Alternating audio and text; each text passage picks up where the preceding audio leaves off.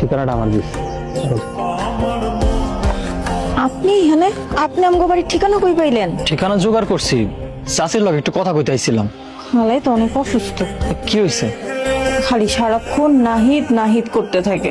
নাহিদ ভাই খালার একমাত্র ছেলে, অনেক কষ্ট করে বড় ডাক্তার বানাইছে, কিন্তু উনি ঢাকা থেকে এখানে আসতে চায় না।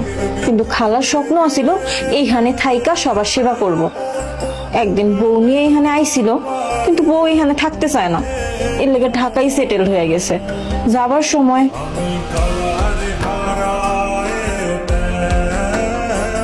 আম্মা, আমরা ঢাকায় যাচ্ছি, তাহলে আমাদের বিদায় দাও। ঢাকায় যেতেছিস মানে? তুই না কইলি এই গ্রামে থাকবি, শহরে যাবি না? চেয়েছিলাম তোমার গ্রামেই থাকবো, তবে তোমার বৌমা গ্রামে থাকতে চায় না, শহরে বড় হয়েছে, বুঝতেই তো পারছো। বাজান রে, তোর তো গ্রামে জন্ম, গ্রামে বড় হইছস।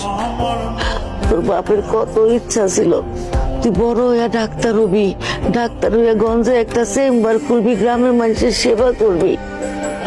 আর সেই তুই গ্রাম ফালাই, আম করে ফালাই